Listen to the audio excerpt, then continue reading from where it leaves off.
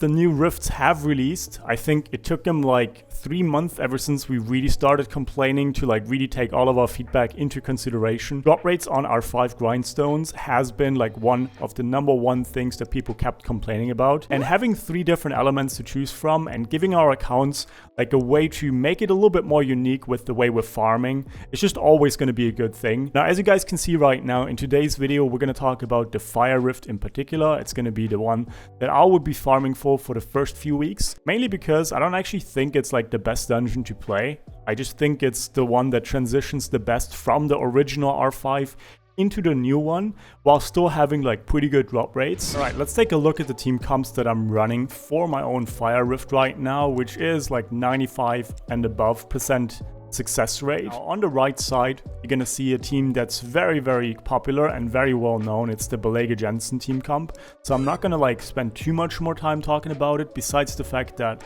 technically, especially for the Fire Rift, you could start incorporating the Purian, which is the water high elemental, I think its name is. It's just like another way to make the team comp work besides having your stuff die. Yeah, so it's fairly standard. We got the boss one-shotting 2 of my 6 units right here, which gets my Balegyr up to 5 stacks. Now here we go with that attack buff, and we finish off the boss, get into the second stage of this fight. Like, the main thing is that the Balegyr is supposed to go off once during this phase. And now, like, the thing is that, like, everyone's now dying. We're just gonna hopefully revive one more time. Yep, get everyone up to speed. Balegyr has another full attack bar round, and as you guys can see, we're chipping the boss pretty heavily. At this point, like, this team already did what it's supposed to, and it's just up to the rest of my team comps to, like, really clean up. On the left side, we have another team comp that's pretty strong, and I would highly recommend it, since pretty much all of you guys have already built, like, most of these units.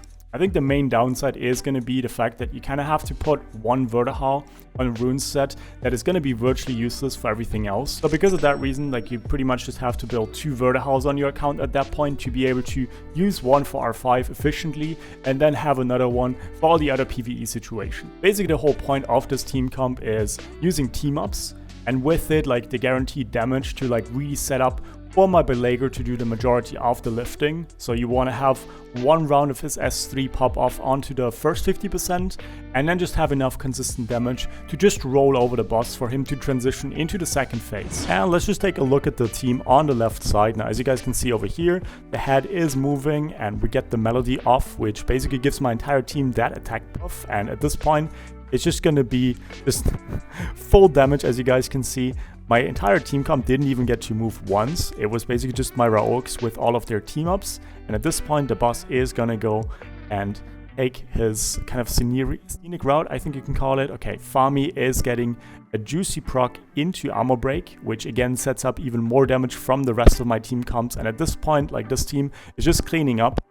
It's kind of falling off a little bit in terms of damage. Like, all the team-ups are now on cooldown, but it's already enough anyways as it is. They're all, like, stacked on full crit. They're just getting so many turns. It's so much damage. What's really cool about this team comp also is that it's basically just foolproof. Like, the Harp Magician, what she does is she gives everyone an attack buff whenever they move. But what makes her good besides the attack buff is that, as pretty much one of the only supports, when she has used her S3, she's not going to be able to be pulled from team-ups, which leaves the pool on those units a lot smaller, which makes my team comps a lot more consistent. Like, it's just so much better to have a Vertihal move with a team up than, let's say, the Harp Magician. So all in all, this is probably one of the safest ways to, like, add damage to it. I'm also using the Water Icarus, which is not really a must as far as I'm concerned. You can still run, like, a Tark, for instance, just to, like, add up onto the team-ups. The thing with them is that, like, they all have S1 armor break, which is, again, just adding to the consistency. I would highly recommend just keeping it that way. Team comp in the middle is the one where I think you have the most amount of wiggle room.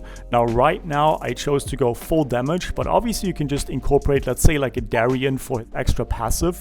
Like, the main thing with this team is I'm not actually going for, like, full damage. I'm kind of going a little bit more for survivability, because basically what happens is, in case one of the 2 sides dies, the second head just moves into the middle, and it's just very beneficial to have a team that is able to take a few hits from the boss anyways. It's basically just running Elsharion as my attack lead and a little bit of extra damage. It's a free-to-play unit. In case you don't have one, I would highly recommend just going into the monster box and then just search by like attack leads, and then the game will tell you which ones you already own. I think there's plenty of other alternatives for him, like let's say like a Fire Ryu. I think his name is Douglas. That could be an option. There's just so many ways you can go about it. I just went for Elsharion because I like his kit, and it's kind of the same thing for Bernadotte, where it's again one of those units that provides a lot of consistency in your team comps, because if you do have 100% crit, you're going to put on like a branding effect into a S2, which he's just going to always channel, which it's just so much damage. Again, like pretty much everything I'm running in this team comp is on like a double fight will. This one is Blade will. It's just fairly straightforward. Again, double fight will. So here we go with the middle team comp, and as you guys can see, again, they're all on full will. We got the Elsharion moving first. Now he's not max skilled, so he doesn't have like the most consistent armor break. We got the Bernadotte popping off and my Fran buffing up that immunity.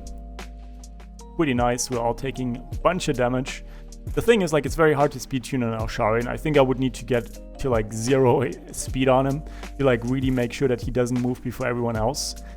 But yeah, they all just survive. That's basically what I'm doing right now. I think overall, however, the Water Rift is probably going to be the go-to choice, especially for my own beginner account, which just recently pulled a lot of extra like Swift toys. At that point, I'm kind of curious also about what strategy you guys are running to like clear this boss. I'm gonna be experimenting a little bit more on my endgame account, see if maybe there's like a Katarina team comp that is viable, like just anything that's free to play. That's my main concern with these guides. I'm gonna like try and make it as relatable as possible and like as replicatable for beginners. You're still gonna need some fight runes, you're still gonna need some rage runes, and you're still gonna need some will runes, but all in all, I think that's probably gonna be the way to go.